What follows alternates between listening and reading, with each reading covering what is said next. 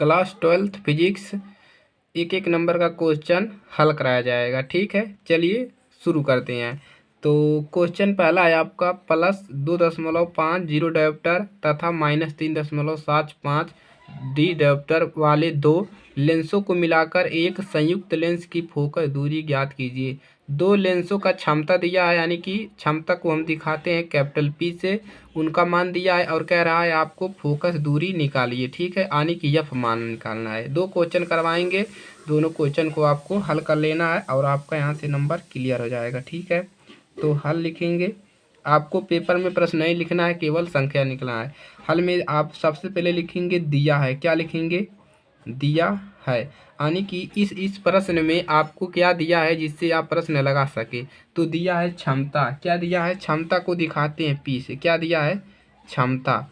Lens की क्षमता दिया है, इसको हम दिखाते हैं पी से।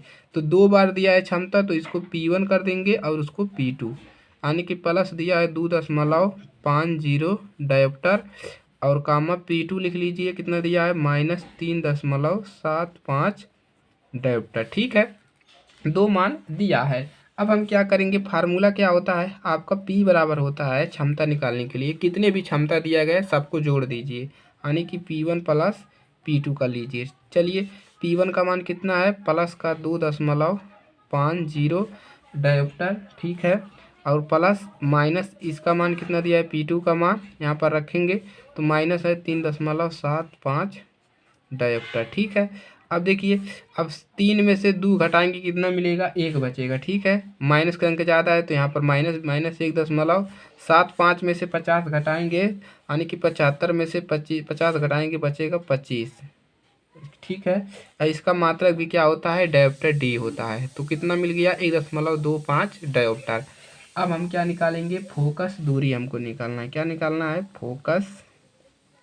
आप लोग जब पेपर में लगाइएगा तो इसको नीचे लिखिएगा। ठीक है, फोकस दूरी। फोकस दूरी क्या होता है?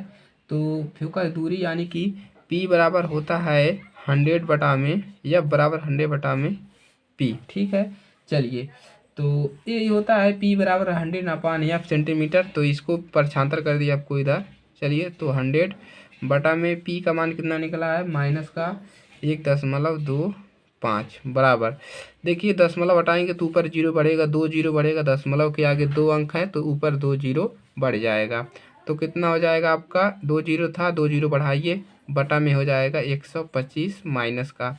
अब भागा ले जाएंगे तो कितनी बार जाएगा? ठीक है, भागा ले जाएंगे 125 का इसमें, तो देखिए ये 12 12 वाटे 96, यानी कि 8 बार जाएगा, -8 और जीरो ऐसे बढ़ेगा। ठीक है, सेमी।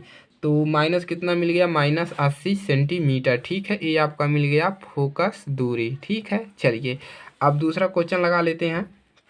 दूसरा क्या है? दो उत्तल लेंस है।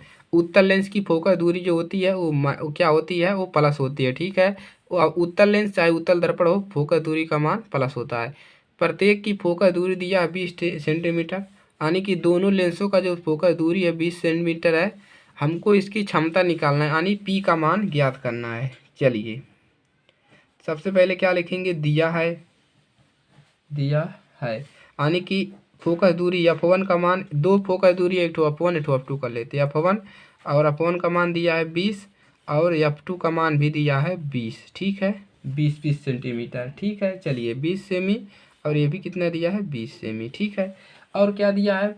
तो अब हमको क्या निकालना है? दोनों लेंस के लिए क्या निकालना है? हमको इसकी क्षमता निकालना है। ठीक है, तो पहले इसके लिए निकाल ले क्षमता। तो P1 बराबर क्या हो जाएगा? 100 बटा में फार्मूला क्या होता है? एफ है।